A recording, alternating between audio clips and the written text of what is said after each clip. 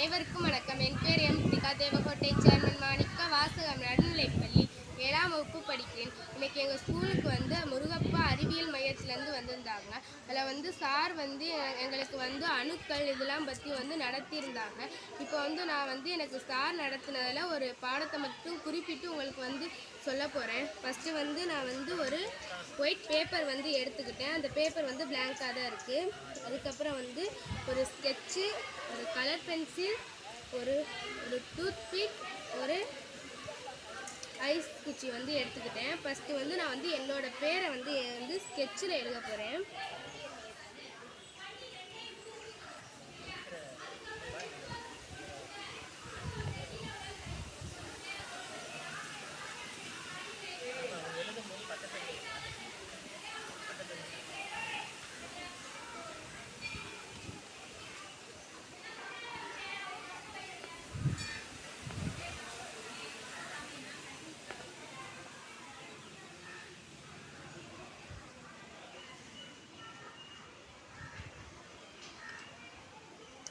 நான் டூத்பிக்கில் எழுதுறேன்.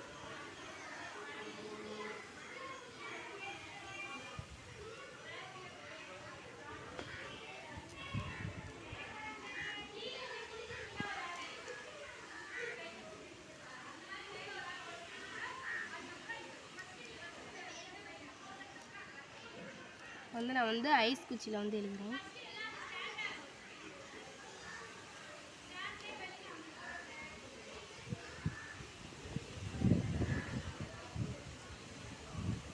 இப்போ நான் எல்லாத்துலேயுமே எழுதிட்டேன். எனக்கு ஸ்கெட்சில் எழுதினது நல்லா டார்க்காக தெரியுது. அதுக்கப்புறம் நான் கலர் பென்சில் எழுதினது எனக்கு இன்னும் அதை விட கொஞ்சம் கம்மியாக கொஞ்சம் கலராக தெரியுது. அதுக்கப்புறம் நான் இப்போ டூத்பிக்கில் எழுதினேன். அதில் எழுதினது எனக்கு நான் எழுதினேங்கிறது மட்டும் தெரியுது. அதுக்கப்புறம் அதில் நான் என்ன எழுதினேங்கிற மட்டும் எனக்கு சரியாக தெரியல. அதுக்கப்புறம் ஐஸ் குச்சியை நான் பயன்படுத்தி எழுதினேன். அதுலேயுமே எனக்கு நான் என்ன எழுதினேன்னு தெரியல. அந்த எழுத்து எனக்கு சரியாகவே தெரியலை. இதில் இப்போ இது எல்லா பொருட்களுமே அணுக்களால் ஆனதுன்னு நமக்கு தெரியும். ஸ்கெட்சு, கலர் பென்சில், அதுக்கப்புறம் ஐஸ் குச்சி, அப்புறம் டூத்பிக், இது எல்லாமே அணுக்களால் ஆனது தான்.